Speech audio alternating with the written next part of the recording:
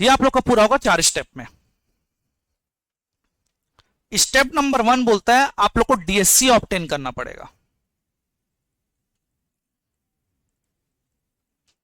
DSC बोले तो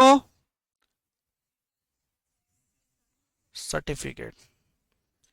दूसरा आप लोग को बोलता है अप्लाई फॉर डीपीआईएन।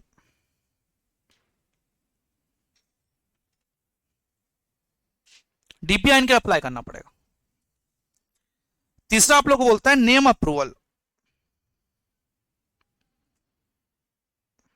ऑब्टेन करने पड़ेगा नेम अप्रूवल। फिर इनकॉर्पोरेशन के लिए फाइल करना पड़ेगा।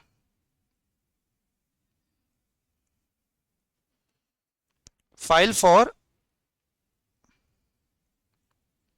इनकॉर्पोरेशन। 4 प्रोसेस में आप लोग का रजिस्ट्रेशन हो जाएगा। डन। अच्छा एक चीज समझाता हूं, डीन और डीपीआईएन डिफरेंस क्या है यार? एलएलपी में होता है। अच्छा एक चीज बताना, मेरे पास डीन है, लॉजिक चीज बताना, क्या है मेरे पास? डीन है, क्या मुझे डीपीआईएन लेना चाहिए? मेरे पास डीपीआईएन है, डीन लेना चाहिए? अच्छा, तुम लोग तो पार्शियलिटी कर रहे हो भाई, कैसे खुशी? मेरे पास डीन है, क्या मेरे को डीपीआईएन लेना चाहिए? नहीं, क्यों? देखो, डीन बड़ा चीज है, डीपीआईएन छोटा चीज है। यहां पास ना सिनोनिम्स के रूप में यूज होगा। आपका स्टडी मेट जो है ना, कई बार डीन बोलेगा, कई बार डीपीआईएन बोलेगा, लेकिन यहां पास क्लैरिफिकेशन मैं दे देता हूं। अगर किसी पर्सन के पास अगर ऑलरेडी डीन है तो नो नीड टू ऑब्टेन डीपीआईएन। आपको डीपीआईएन लेने की कोई जरूरत नहीं है। लेकिन डीपीआईएन है भैया, डीन लेना पड़ेगा भैया। कंपनी से डीपीआईएन नहीं मानता, लेकिन एलएलपी एक डीन को मान सकता है। समझ आए कि नहीं आया सबको, एवरीवन?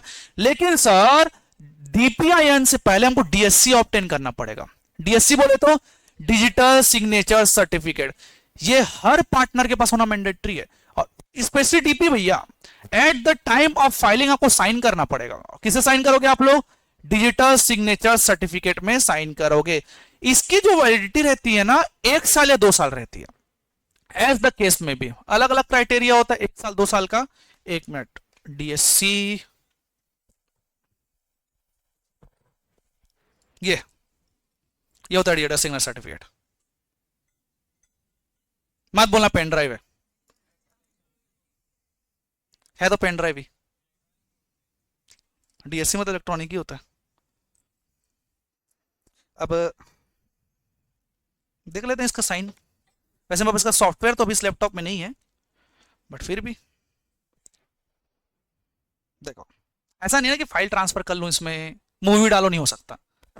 एक सॉफ्टवेयर के थ्रू होता है, और इसमें पासवर्ड भी है, जो किसी के पीछे लिखा हुआ है पासवर्ड 5678 कॉमन पासवर्ड। मतलब मैंने इसको इनपुट किया। सपोज मैंने ना अभी ई फिलिप्स बोला, यहां पास ई फिलिप होता है, जैसे वहां स्पाइस प्लस होता है कंपनी साइड में, ई फिलिप फॉर्म होता है। मैंने ओपन किया, बोला साइन करो, मैंने इंसर्ट डाला, पासवर्ड डाला, 10 सेकंड में साइन हो जाएगा। मैंने वापस निकाल लिया, तो मेरा साइन है। इसी को डीएससी बोलते हैं। समझ आया कि ना? Digital signature certificate. Done.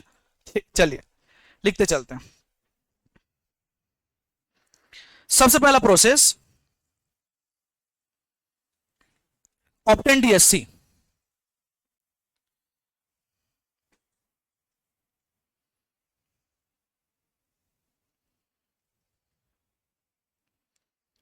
Compulsory for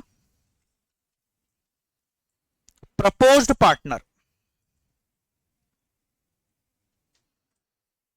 जितने भी प्रपोज पार्टनर, मतलब पार्टनर जो बनने वाले, हर किसी पर डीएससी होना चाहिए। इसकी जो वैलिडिटी होती है वो 1 और 2 इयर्स की होती है, एज द केस में भी। क्लास के ऊपर होता है, सेकेंड क्लास, फर्स्ट क्लास। और यूज कहां करोगे इसको? At the time of filing to ROC. ROC को ऑनलाइन जो चीज फाइल करोगे ना, उसमें दोनों डीएससी को यूज करोगे। तो पहला प्रोसेस क्या होता है? हमको क्या चाहिए? DSC, digital signature certificate. जैसे ही आपको डीएससी मिल जाएगा ना, अब आपको डीपीआईएन के लिए अप्लाई करना पड़ेगा। लिख लिया सबको ये?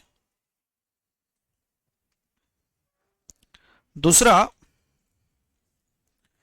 Apply for डीपीआईएन। डीपीआईएन के लिए हमको अप्लाई करना पड़ेगा।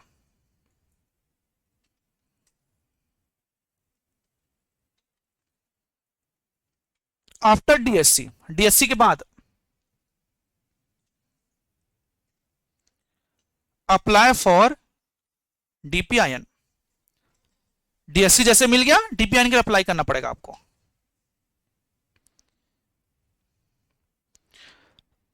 इसकी वैलिडिटी क्या होती होगी? इसकी वैलिडिटी क्या होती होगी? कब एक्सपायर होगा? किस क्वेश्चन में 5 साल बोले पहले मेरे को बता दो। क्यों? क्योंकि डायरेक्टर का 5 साल रहता है, उसी कारण।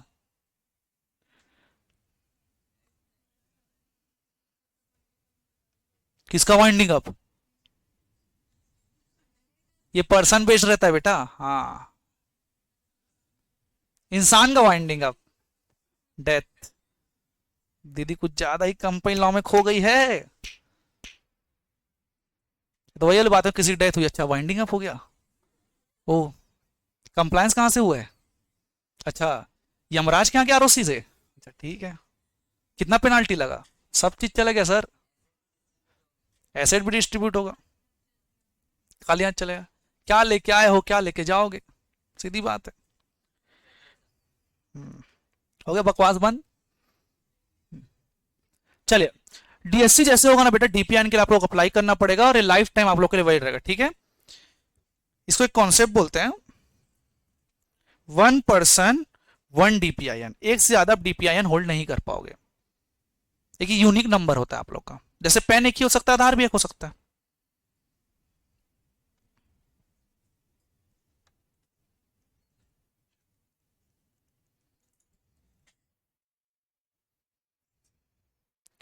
Done everyone?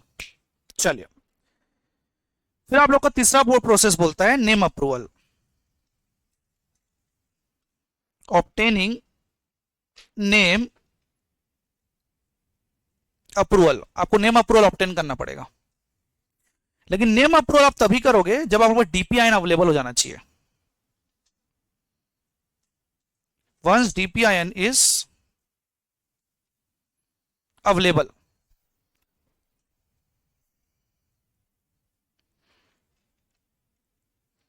Apply for name reservation. Apply करोगे एमसीए में। ये रिजर्वेशन तो सुनेला सुनेला लग रहा है मेरे को। कितना होता है स्पाइस पर रिजर्वेशन? 20 दिन, और रन में 60 दिन। यहां पास जो एलएलपी का होगा ना, वो 3 मंथ्स रिजर्व रहेगा बाय आरओसी। 3 महीने के रिजर्व करके आरओसी।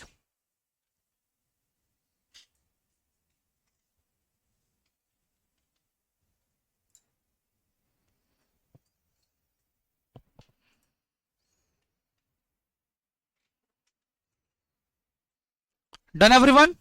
ठीक है, दो तरीके होते हैं नाम को रिजर्व करवाने के। 2 ways for reservation of name. नाम को रिजर्व करवाने के 2 तरीके। एक फॉर्म होता है जिसको बोलते हैं रन एलएलपी, और या तो Philip.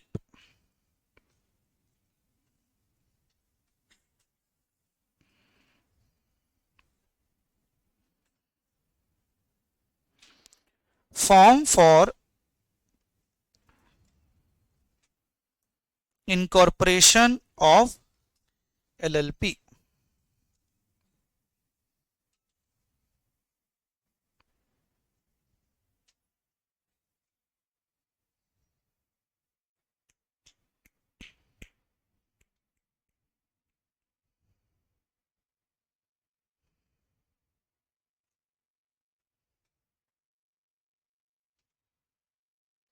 Done everyone?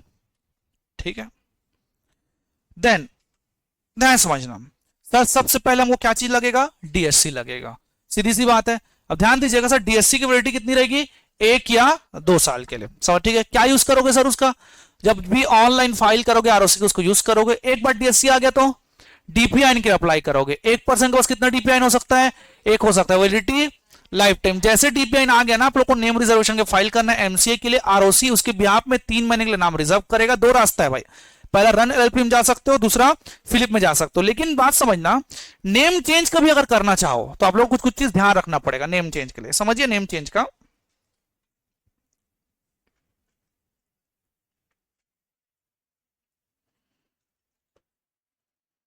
Name change की कहानी होती है। अगर आप नेम चेंज करना चाहते हो ना, तो इसको ध्यान समझना, आपको लगेगा रिजोल्यूशन ऑफ एलएलपी,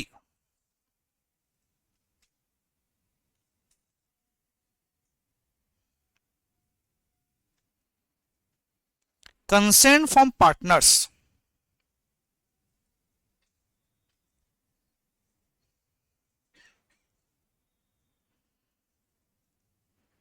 और NOC if applicable, no objection certificate. अगर नाम चेंज करना है तो भाई ये डॉक्यूमेंट लगेगा लगेगा तुम लोग को। रिजोल्यूशन पास करना पड़ेगा नाम बदलने के लिए, कोई आसान काम नहीं है भाई। पार्टनर कंसेंट भी चाहिए और एनओसी भी लगेगा।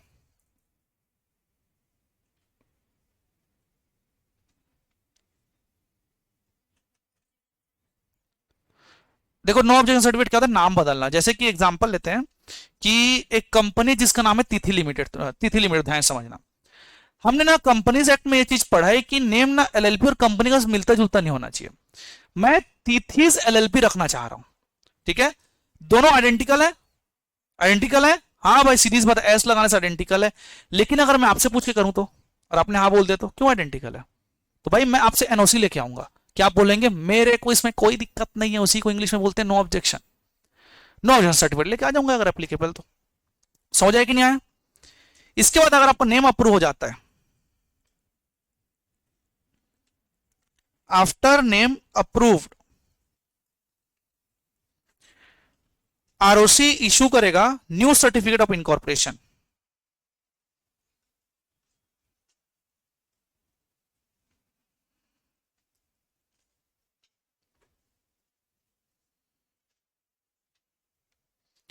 New certificate of incorporation,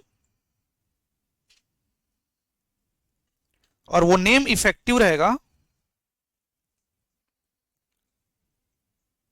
date of certificate. जिस दिन सर्टिफिकेट का डेट आएगा ना, उसी दिन तुम्हारा नाम माना जाएगा जो चेंज हुआ है।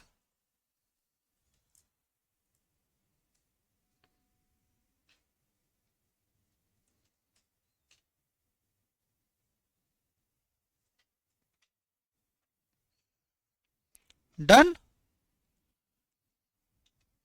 नया सर्टिफिकेट ऑफ इनकॉर्पोरेशन मिलेगा, क्लियर है। लेकिन वो नाम इफेक्टिव कब माना जाएगा, जिस दिन डेट है, डेट जो सर्टिफिकेट में डेट लिखा हुआ, ठीक है। नेम अगर चेंज करवाते हो तुम लोग, चेंज ऑफ नेम, आपको एक फॉर्म फाइल करना पड़ेगा जिसको बोलते हैं एलएलपी 5। एक फॉर्म फाइल करना पड़ेगा नेम चेंज के लिए।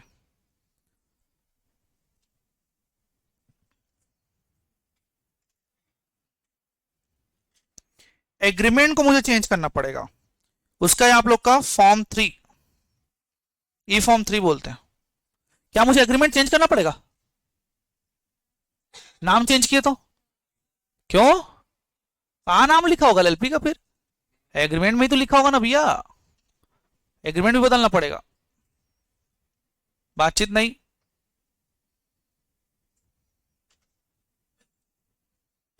डन एवरीवन, ठीक है। अब ध्यान समझिएगा नाम कैसे नहीं होना चाहिए। नेम शेल नॉट, बोलना चालू करिए, नाम कैसे कैसे नहीं हो सकता। ऑफेंसिव, मैं अनडिजायरेबल बोल के खत्म करूंगा पहले तो। अनडिजायरेबल कहीं पढ़े हो क्या तुम लोग, कौन से रूल में पढ़े हो, 8A में सर क्या बोलते हैं अनडिजायरेबल, सर स्टेट नहीं होना चाहिए, सर ब्रिटिश इंडिया नहीं होना चाहिए, सर एलएलपी के नाम के हिसाब से होना चाहिए, ऑफेंसिव सेक्शन ऑफ पीपल नहीं होना चाहिए, सर ट्रेडमार्क के हिसाब से होना चाहिए, आइडेंटिकल नहीं होना चाहिए, वही सब तो बताया यार। Section 3 of the names and imbalance act वाला वही अनडिजायरेबल होता है, याद आया कि नहीं आया? ठीक, अनडिजायरेबल नहीं होना चाहिए, आइडेंटिकल नहीं होना चाहिए। आइडेंटिकल मतलब मिलता जुलता है, तिथि तिथिस, द तिथि, अतिथि, अतिथि, ठीक है अतिथि बेटा, ओके ठीक है, यस। स्कैंडलस नेम में नहीं होना चाहिए आप लोग का, जैसे ध्यान रखेंगे जो थोड़ा सा नेगेटिव वाइब्स दे, नाम वाम जो भी चीजें, वो सब नहीं हो सकता मैटर। ये लाइन तो ट्रेडमार्क एक्ट का है, यस यस, समझ गया तुम लोग को याद है।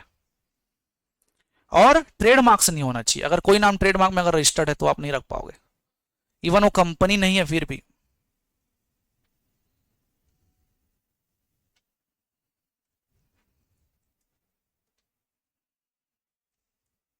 डन।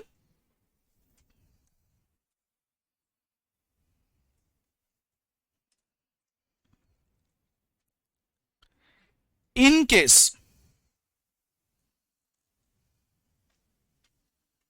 आप लोग का जो नाम है वो आइडेंटिकल निकला या टू रीअसेंबल निकला या तो ट्रेडमार्क निकला, मतलब नाम गलत हो गया आपका, रजिस्ट्रेशन दे दिए, गलती हो गया, इस केस में सेंट्रल गवर्नमेंट ऑर्डर दे सकता है 3 महीने के अंदर नाम बदल लो। अगर नाम आपका आइडेंटिकल टू रिसेंबल ट्रेडमार्क के हिसाब से होगा, सेंट्रल गवर्नमेंट ऑर्डर देगा कि 3 महीने के अंदर नाम बदल लो अपना।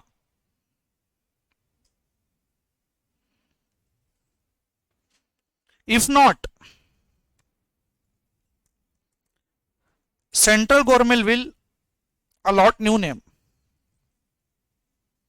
तुम नाम रख लो वरना हम हमारे हिसाब से नाम दे देंगे भाई, तुमको पसंद आया ना है, और साथ में पेनाल्टी भी देंगे।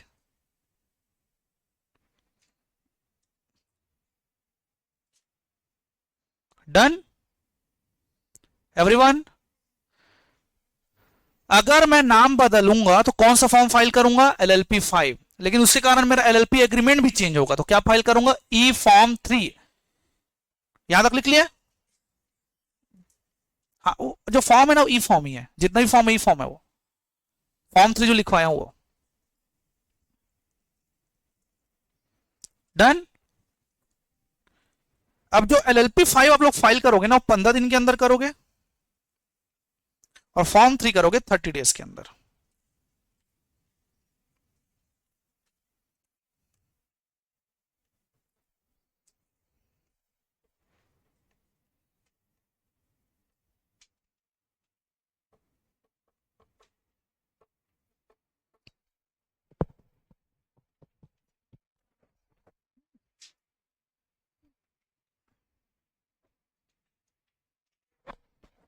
Done kids everyone. चलिए, 3 प्रोसेस हो गया, चौथा क्या है? इनकॉर्पोरेशन।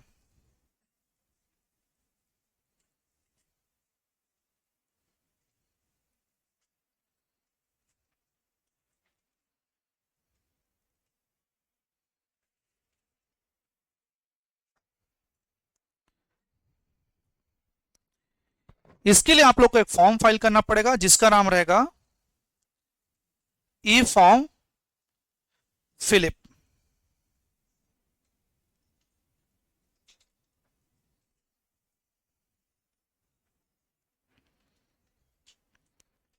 ROC स्टेट को जहां आपका जुरिडिक्शन आता है, जुरिडिक्शन मतलब होता है बेटा दायरा।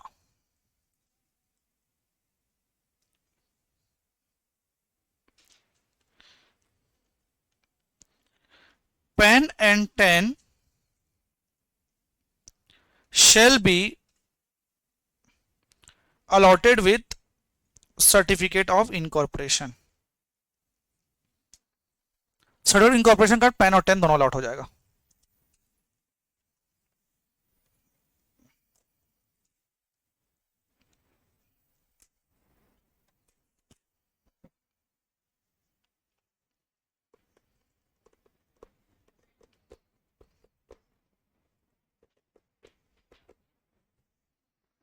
PAN and 10 shall be allotted with COI, certificate of incorporation. उस दिन बताया था क्या, टैक्स अकाउंट नंबर या TDS नंबर या तो TCS नंबर ही बोलते हैं। पढ़ोगे तुम लोग के में पेन एक चैप्टर है, 10 भी एक चैप्टर है।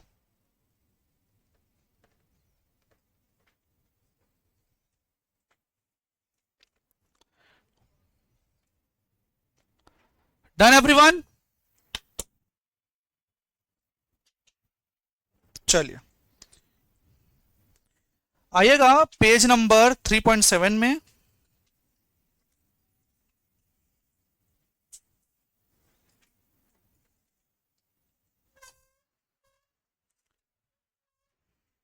पहला प्रोसेस क्या होता है, ऑब्टेन DLC। दूसरा क्या होता है, अप्लाई फॉर DPIN। सर तीसरा ऑब्टेन नेम अप्रूवल, फिर फाइलिंग फॉर इनकॉर्पोरेशन। ये चारों मैंने बता दिया, चारों को पढ़ के आना है, होमवर्क रहेगा तुम लोग का, ठीक है। यस, पढ़ के आना है प्रॉपरली।